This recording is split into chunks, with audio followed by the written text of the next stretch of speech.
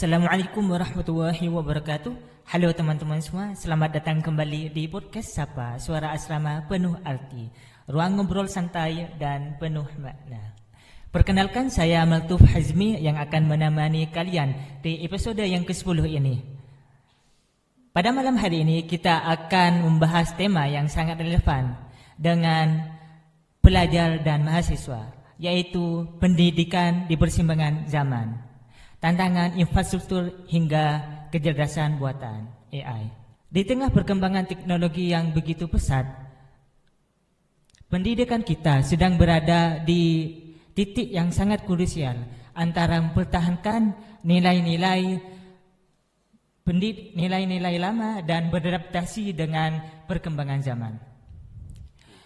Dan tentunya hari ini kita bersama narasumber yang begitu luar biasa, yaitu Dr. Bapak Mujtahidin, SPD MPD. Assalamualaikum warahmatullahi wabarakatuh. Waalaikumsalam warahmatullahi wabarakatuh. Bagaimana kabarnya Bapak hari ini? Alhamdulillah, hari ini khair, baik ya. Alhamdulillah. Alhamdulillah, jazakumullah khairan, Pak.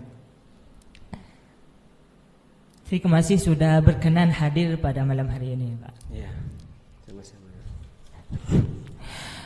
Pak, sebelum kita membahas lebih mendalam, bagaimana menurut Bapak pendidikan di Indonesia pada saat hari ini? Iya, terima kasih ya Mas Asmi. Ini podcast kita berbicara tentang pendidikan, dan pendidikan ini adalah sesuatu yang memang sangat penting karena segala sesuatu itu dimulai dari pendidikan kan ya. Konteks tadi pendidikan Indonesia, kemudian juga tema yang dibaca tadi menarik ya, kaitannya dengan pendidikan kita di persimpangan. Tadi saya tangkap persimpangan jalan. Memang kalau kita lihat kondisi pendidikan kita hari ini di persimpangan itu ya, antara peluang dan tantangan. Di satu sisi saat ini mari kita lihat ya, akses pendidikan itu sangat terbuka yang disebut dengan open knowledge. Kemudian juga kemungkinan atau peluang-peluang itu tumbuh semakin terbuka untuk bisa beradaptasi, untuk bisa bertransformasi dengan teknologi yang berkembang tadi disebut Mas Asmi. Nah, di sisi lainnya itu muncul budaya baru, budaya instan. Segala sesuatunya instan gitu kan, termasuk misalkan AI yang disebut tadi. Kemudian yang baru itu juga adalah kita kemudian malas untuk berpikir, padahal pendidikan, esensi dari pendidikan itu berpikir. Mungkin di situ Mas Azmi kondisi kita, bahkan bukan pendidikan hanya di Indonesia, bahkan mungkin global, karena survei globalnya itu bahkan ya banyak sekian mahasiswa itu lebih besar dari 50% itu mahasiswa yang mengerjakan tugas itu bahkan tidak tahu apa isi tugasnya. Itu kan proses berpikirnya tidak terjadi. Secara khusus mungkin di konteks kita juga di UTM, kita melihat budaya instan ini juga ada di mahasiswa. Dan ini menurut Pak Muji, menurut saya sendiri, sebuah tantangan sekaligus peluang. Seperti itu. Pak, kita tahu bahwa masih ada kesenjangan akses dan fasilitas pendidikan, terutama antara daerah perkotaan dan daerah terpencil.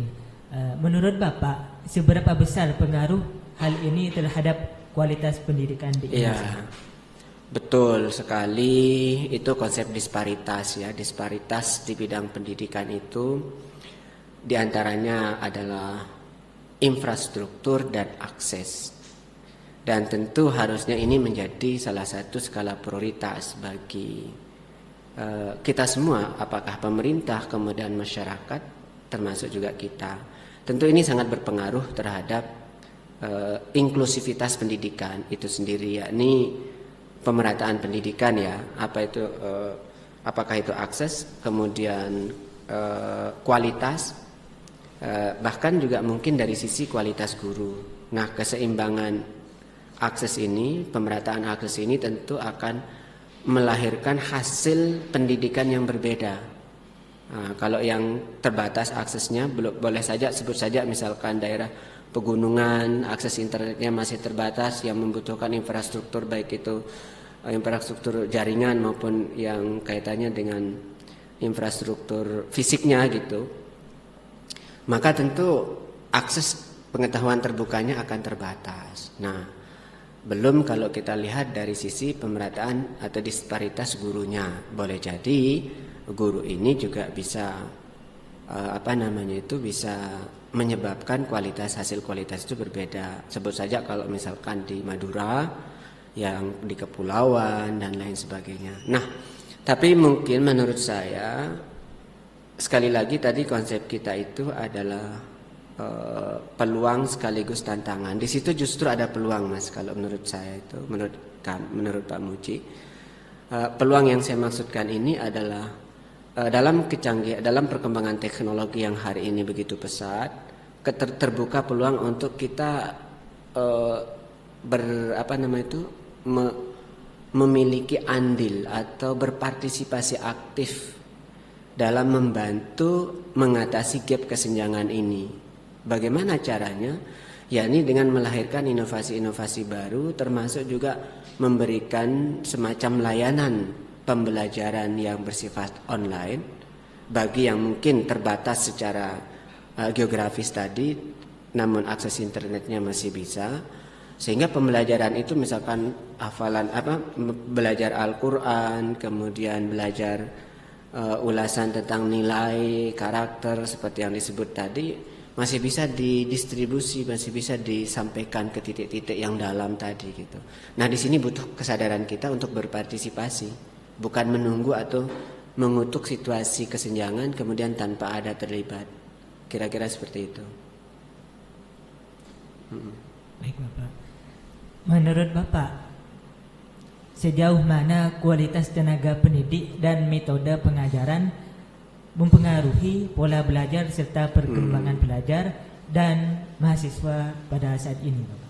Iya, bagus ya, itu terkait dengan ada dua hal, pendidik dan metode. Dan itu bagian dari software pendidikan yang utama.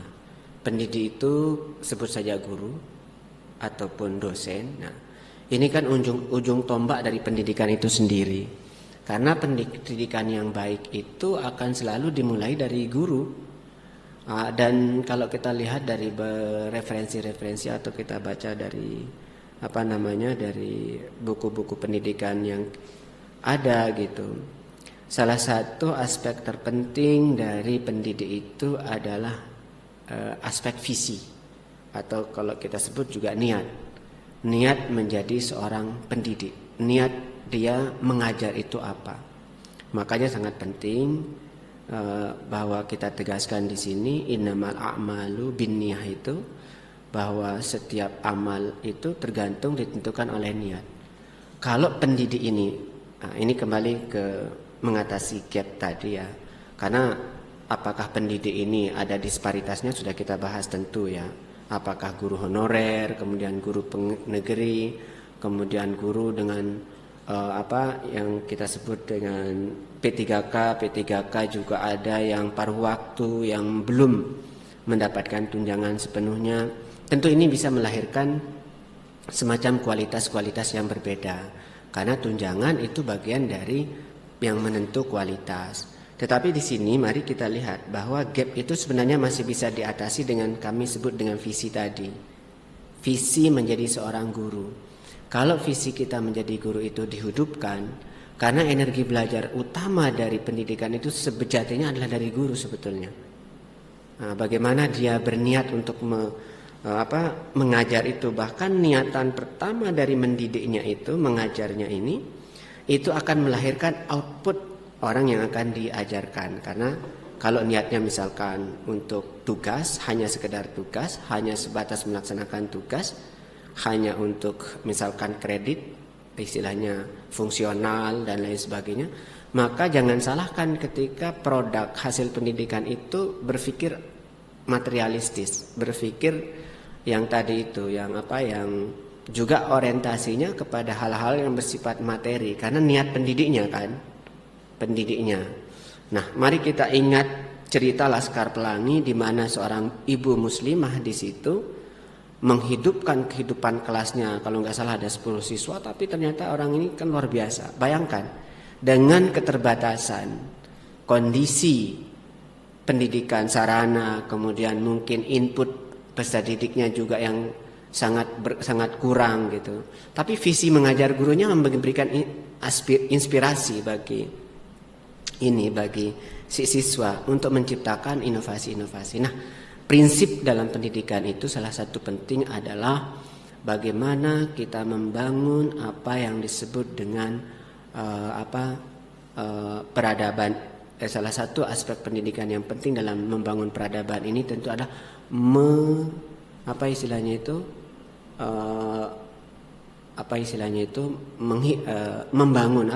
membangun atau istilahnya itu ya kalau bahasa Inggrisnya to be human being ya, apa istilahnya, membangun atau membentuk kepribadian dari si siswa ini, membangun karakternya, kemudian nanti akan melahirkan generasi yang tangguh tentunya. Ya, artinya membangun kemanusiaannya, bukan hanya hal yang bersifat teknis. Kira-kira itu. Ada kondisi yang disparitas tadi, tetapi saya menawarkan semacam jembatan. Kita berpikir jembatan. Ya, ini kembali kepada pendidik, walaupun lemah, tetapi masih bisa dikuatkan dengan energi pendidik itu sendiri. Karena pusat dari energi pendidikan itu adalah dari pendidik itu sendiri. Dan kekuatan utama dari energi pendidik itu dari Tuhan, dari Allah, dari Sang Maha Kuasa yang akan kemudian menghidupkan energi pendidikan yang lain. Mungkin itu, Mas. Ya. Baik, Bapak. Di era digital seperti sekarang, di mana informasi sangat mudah diakses, apa saja tantangan terbesar dalam dunia pendidikan khususnya bagi generasi muda? Tantangan saat ini ya, kaitannya dengan keterbukaan informasi ya. Mungkin menyimak dari Al-Hujarat ayat 6 itu, fatabayanu. Itu salah satu tantangannya. Fatabayanu ini artinya saat ini yang paling penting, tantangan utama adalah harus informasi yang begitu luas, begitu besar, begitu kompleks. Maka penting untuk kita memiliki kecerdasan, keterampilan untuk memverifikasi informasi itu. Kalau kita bicara AI ya, kan sebenarnya di dalam AI itu salah satu riset awal pengembangan artificial intelligence itu dikenal dengan istilah Chinese room gitu. Chinese room itu artinya sebenarnya dalam eksperimen tentang si AI ini sebelum dia nanti ditetapkan menjadi artificial yang mandiri yang bisa digunakan itu, jadi simulasinya itu sebetulnya adalah ketika dia diberikan input informasi, tentu otaknya setelah dilatih ya otaknya itu ya dengan berbagai macam big data, maka sebenarnya proses berpikir yang terjadi di AI itu adalah memproses informasi, input informasi itu sesuai dengan SOP-nya atau sesuai dengan panduan. Ibaratnya ada seorang Cina yang duduk di dalam sebuah ruangan, kemudian ada orang yang berkomunikasi dengan bahasa yang berbeda, walaupun dia menyampaikan informasi menggunakan bahasa yang berbeda, dia bisa memberikan jawaban. Karena dia tinggal mengambil aja jawabannya di ruangan yang ada gitu. Karena sudah ada SOP-nya. Kalau kan pakai coding ya. Kalau codingnya seperti ini maka dikeluarkan input, output seperti itu. Sebenarnya tidak ada terjadi proses berpikir di situ. Berpikir yang secara secara proses thinking yang disebut dengan berpikirnya manusia gitu. Kan di dalam Al-Quran itu perintah ayat pertama itu Iqra. Itu kan perintah, bacalah. Sebenarnya salah satu makna dari perintah membaca ini adalah berpikir, membangun proses berpikir tadi gitu. Nah, sebenarnya apakah AI itu berpikir atau tidak, apakah dia memiliki apa yang disebut dengan kesadaran atau tidak, ini kan masih diperdebatkan, terutama kesadaran. Karena AI itu hanya bersifat teknis dan dia itu kemudian bisa memberikan jawaban-jawaban itu sesuai dengan SOP atau sesuai dengan prosedur kerja mereka atau sintak yang ada di dalam mekanisme kerja si AI itu. Boleh jadi dia salah. Nah, itu poin saya. Boleh saja informasinya terpotong, boleh saja informasinya terbatas. Kalau inputnya itu atau big datanya itu tidak menyediakan akses itu gitu, maka boleh jadi ketika semua aspek kehidupan kita, tugas kita diserahkan segala-galanya ke AI yang serba instan tadi, boleh jadi berpikir itu tidak akan terjadi. Perintah Iqra itu tidak kita jalankan untuk membangun pengetahuan, membangun insight, membangun pemahaman dari apa yang kita pelajari, dan kita serahkan sepenuhnya kepada AI yang bisa jadi tanda kutip ya menjadi orang fasik. Kalau informasinya terputus, kalau dia tidak memiliki suplai pengetahuan yang cukup untuk informasi yang diminta, maka dia akan mengeluarkan informasi sesuai dengan database yang ada. Boleh saja terputus, maka verifikasi perlu di sana, perlu dilakukan verifikasi. Mudah-mudahan menjawab apa yang dimaksudkan dari pertanyaan tadi. Di satu sisi ada tantangan ya. Tantangannya adalah bagaimana agar pemanfaatannya ini optimal. Kita nggak bisa melepas diri. Kalau menurut saya Pak Muji itu konsep yang kita bangun bukan membuat tembok, tetapi membangun jembatan. Ya, tembok ini kita tidak bisa langsung serta-merta mengekat diri, membentengi diri dari pengaruh teknologi yang sebegitu pesat, begitu mempermudah pengetahuan kita. Tetapi kita bangun jembatannya. Apa jembatan itu diantaranya yang tadi? Mari kita menggunakan AI sebagai tool yang membantu kita berpikir, tapi kita sendiri yang harus berpikir. Nah, maka satu yang penting kata kunci dalam pendidikan adalah pendidikan adalah proses. Jangan sampai pendidikan itu dimaknai sebagai hasil yang instan. Misalkan kita jadi guru, kita jadi dosen, mahasiswa mengumpulkan tugas instan, copy paste. Kita verifikasi dulu. Tapi bukan berarti kita nyalakan kamu nggak boleh pakai AI. Boleh pakai AI, tetapi pengetahuan itu harus dibangun, dikonstruksi oleh si mahasiswa itu sendiri, learner itu sendiri. Sehingga dibangunlah proses berpikir yang tadi, Iqra tadi gitu. Mungkin itu Mas. Ya. Pak, di tengah kemudahan teknologi ini, bagaimana cara agar pelajar dan mahasiswa pelajar tetap memiliki kemampuan berpikir kritis ketika menggunakan AI? Ya, mungkin tadi itu ya, kan kita diingatkan oleh Allah Subhanahu Wa Taala bahwa hal yastawi alladzina ya'lamun walladzina la ya'lamun, ya, artinya apakah sama orang yang mengetahui dengan orang yang tidak mengetahui gitu.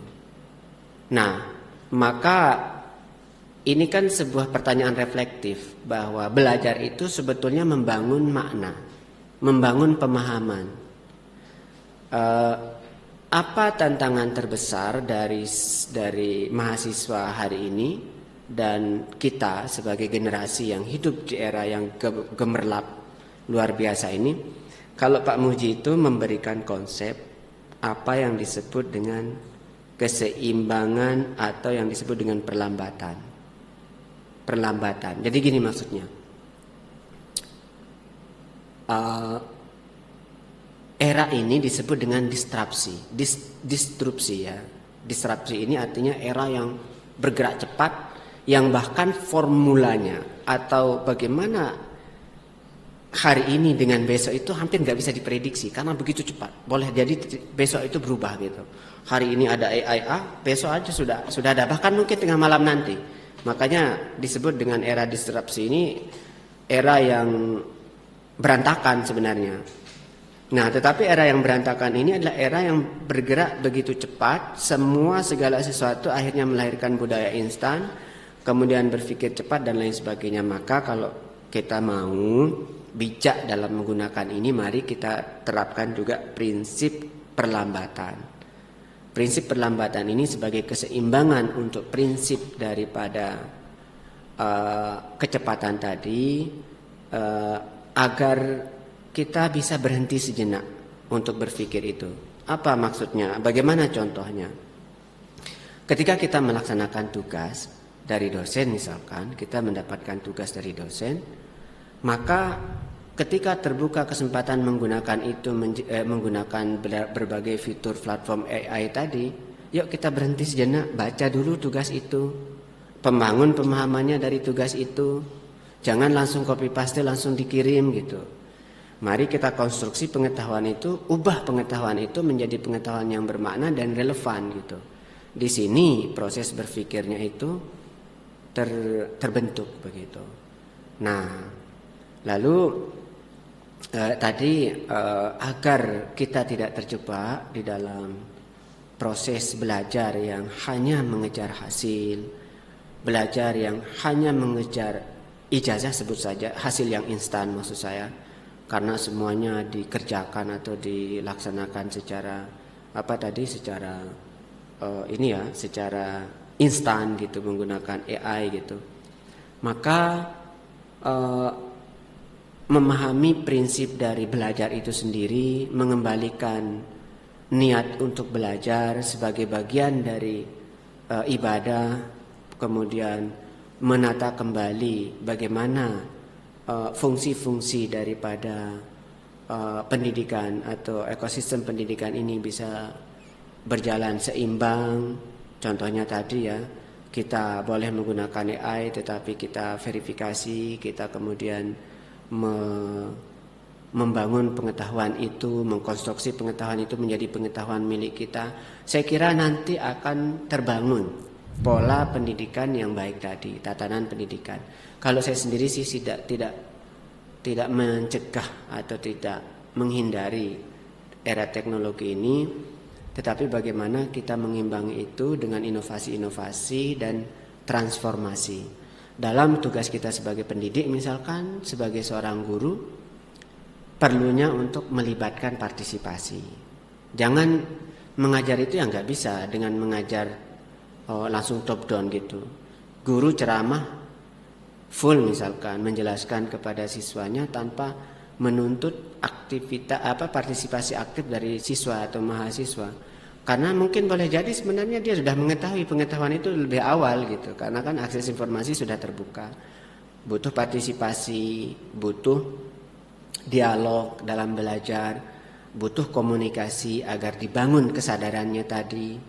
Ya, kita jangan pelit untuk mengingatkan, saling mengingatkan. Kadang-kadang kita lihat mereka salah karena mereka sebetulnya belum tahu.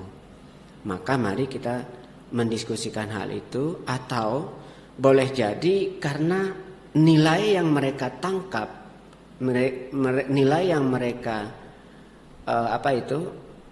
bangun dari pemahaman yang terbuka di media sosial itu dengan pemahaman nilai yang lama itu berbeda gitu. Kan tadi pemertahanan budaya-budaya atau nilai-nilai yang lama ya, yang konvensional ini. Bukan berarti yang konvensional ini tidak relevan.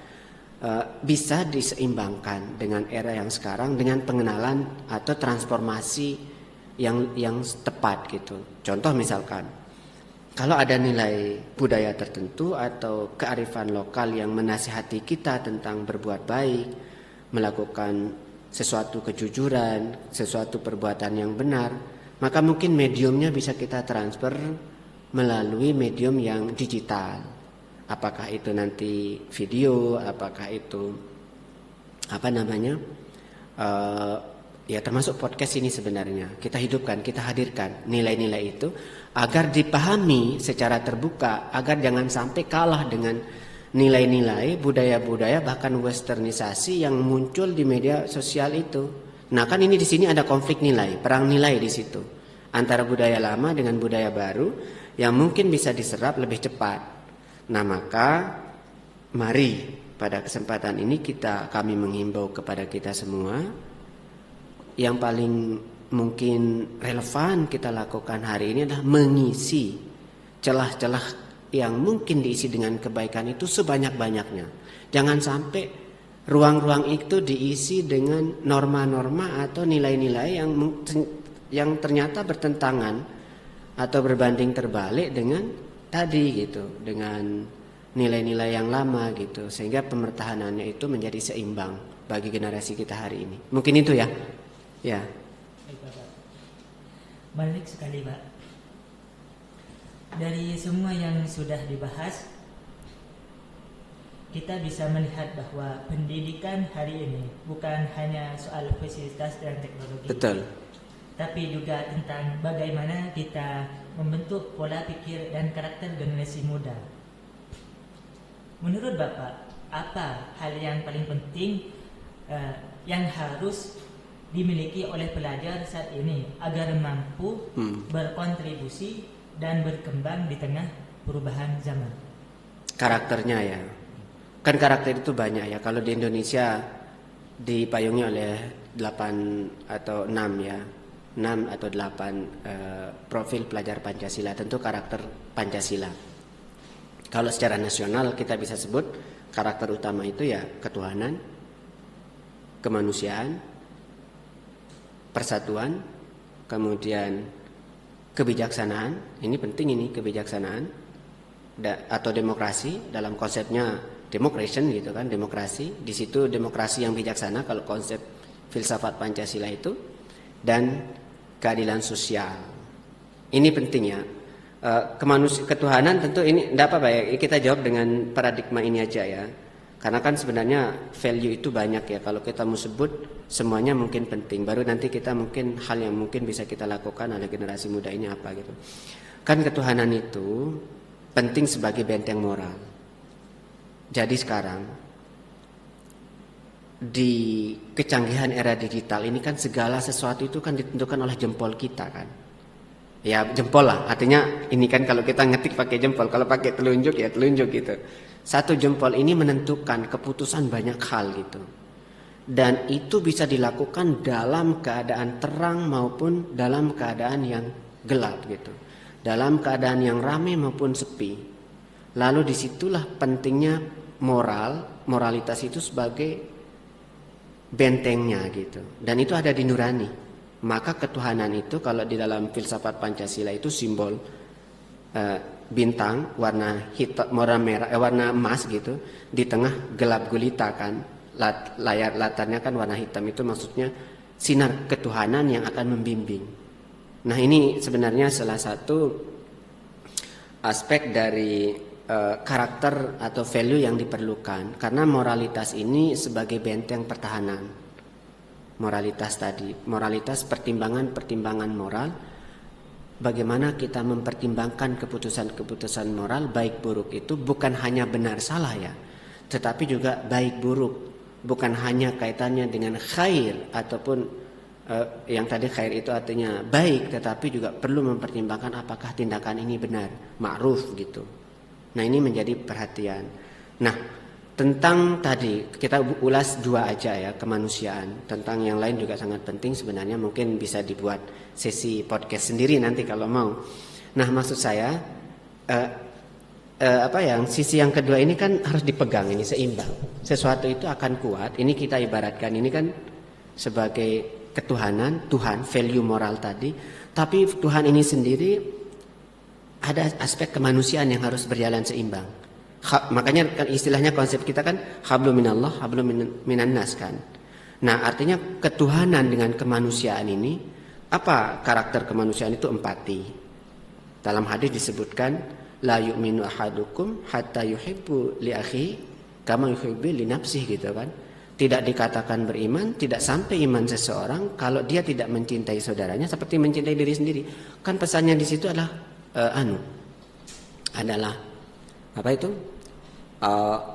kemanusiaan, empati di situ, empati sosial. Yang mana itu bisa terkikis dengan budaya instan tadi, budaya digital. Ya kita asik semua di bukan hanya di kafe-kafe kita lihat, bahkan di rumah kan ya, rumah bahkan ya, antara anak dengan ayah dengan anak, dengan ibu, dengan istri, dengan suami, kadang-kadang asik dengan gadgetnya sendiri gitu. Kemanusiaan itu menjadi sangat hilang. Nah, selama ini saya ibaratkan, selama ini ketuhanan dan kemanusiaan memegang erat, masih bisa dikendalikan, bisa diarahkan peradaban ini. Selama ini lepas salah satu, mungkin akan hancur berantakan. Maka tantangan kita membangun itu. Yuk kita bangun. Apa spirit kita? mungkin dalam salah satu pernyataan ulama ataupun hadis ya yang kita kenal masyhur gitu ya, khairun nas anfa'uhum linnas, bahwa sebaik-baik manusia adalah yang bermanfaat bagi manusia yang lain. Artinya apa? Media ataupun keterbukaan yang hari ini, akses yang begitu mudah, memberikan peluang sesungguhnya bagi kita untuk melakukan kebaikan-kebaikan itu. Jangan sampai ruang-ruang digital ini, ruang-ruang yang mungkin harusnya terisi dengan kebaikan ini kalah gitu, terisi dengan hal-hal yang kurang gitu. Maka benteng pertahanan moral yang dua tadi, kemanusiaan dan ketuhanan, ini bisa bobol juga gitu. Karena terkikis hadirnya nilai-nilai baru yang menghilangkan nilai-nilai lama yang harusnya itu menjadi fondasi, soko guru bagi kehidupan kita. Maka penting untuk menghidupkan, karena di dalam nilai-nilai yang lama itu selalu tersimpan apa yang disebut dengan idealisme. Dalam nilai-nilai yang baru seringkali terisi dengan apa yang disebut dengan progresivisme atau pragmatisme. Jadi nilai baru, memang ada konsepnya, kebenaran yang hari ini dikatakan benar bukan yang ideal dalam gagasan pikiran, apa yang manfaat, taktis, selesai masalah gitu. Itu cara berpikir Gen Z secara umum memang begitu, hari ini bahkan sebagai tantangan ya. Tetapi mari kita bangun jembatan idealisme itu, kita kembalikan ke basic nilai-nilai itu. Kalau itulah yang akan menjadi benteng. Kalau moralnya kuat, artinya nuraninya tumbuh dengan pembinaan karakter tadi dalam majelis-majelis, dalam podcast dan lain sebagainya, maka dimanapun keadaannya, iman itu akan menjadi cahaya penerang dia dalam mengambil keputusan dan lain sebagainya. Bahkan dalam keadaan down, dalam keadaan keterpurukan, dia masih bisa bangkit dengan cahaya iman itu. Dan mari kita hidupkan kemanusiaan, karena kalau ini hilang, tantangannya adalah ketika era AI, era digital, era algoritma ini menguasai, robotik ini menguasai, maka bahkan manusia itu juga akan diisi oleh robot-robot. Apa artinya? Komunikasi instan, cara berpikir kita tentang bagaimana kita berkomunikasi yang instan tadi, sebenarnya fisik kita saja yang masih manusia, cara berpikir kita sudah robotik gitu.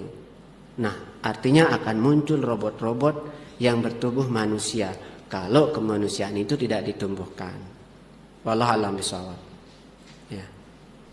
Baik Pak, sebelum kita akhiri perbincangan hari ini, kami persilakan kepada Bapak untuk menyampaikan closing statement atau pesan terakhir kepada para pendengar, khususnya generasi muda terkait pendidikan di era saat ini. Iya. Baik, mungkin nanti pesan kita kan memang bisa panjang, bisa lebar kalau masalah pendidikan ini. Sebelum saya menyampaikan pesan itu, dalam sebuah ayat Al-Quran Allah berfirman, ya ma'syaral jinni wal ins in istata'tum an tanfuzu min aqtaris samawati wal ard fanfuzu la tanfuzuna illa bisultan. Wahai manusia dan para jin, tembuslah alam semesta ini, angkasa raya ini, dan kalian bisa menembus, tapi kalian tidak akan sanggup menembusnya kecuali dengan kekuatan. Makna sultan di sini, salah satu makna sultan di sini, kekuatan di sini adalah ilmu pengetahuan. Bahwa peradaban itu dimulai dari pengetahuan. Makna perintah pertama Iqra adalah membangun pemahaman.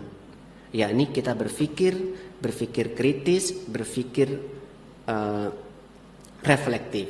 Nah, oleh karena itu mungkin di sini mari kita bangun kembali spirit berpikir ini, berpikir kritis, jangan terjebak pada budaya berpikir yang instan. Yuk berhenti sejenak gitu. Berhenti sejenak itu apa? Bangun pemahaman, jangan langsung copy paste. Apakah ini benar? Termasuk juga di situ verifikasi. Jangan sampai mungkin adalah informasi yang keliru. Dan mari kita bangun budaya kritis itu, membangun pemahaman ini sebagai bagian dari pengabdian kita, sebagai amal ilmiah kita, sebagai amal sosial kita untuk membangun peradaban yang lebih baik. Tidak bisa diserahkan kepada satu orang, tapi ini harus dibangun menjadi budaya kita, budaya berpikir kita, budaya kerja kita dalam mengisi kehidupan hari-hari kita di dunia yang begitu kompleks, begitu sangat terbuka hari ini, sehingga mudah-mudahan berpikir, beramal dan melakukan kebaikan itu merupakan bagian dari hari-hari kita untuk mengisi ruang-ruang yang ada dengan kebaikan itu sendiri. Wallahu a'lam bishawab. Itu. Terima kasih banyak kepada Bapak Dr. Mujahidin atas insight yang luar biasa pada hari ini. Semoga apa yang telah kita sampaikan bisa menjadi refleksi dan motivasi. Amin ya, mudah-mudahan bagi kita semua untuk terus mudah-mudahan belajar dan berkembang. Dan terima kasih juga untuk teman-teman mendengar Sapa Suara Asrama Penuh Arti yang sudah menyimak episode kali ini. Ya, luar biasa. Jangan lupa bahwa pendidikan bukan hanya tentang apa yang kita pelajari, tapi juga bagaimana kita berpikir dan bertindak. Saya Maltuf Hazmi pamit undur diri. Waalaikumsalam warahmatullahi wabarakatuh. Waalaikumsalam warahmatullahi wabarakatuh.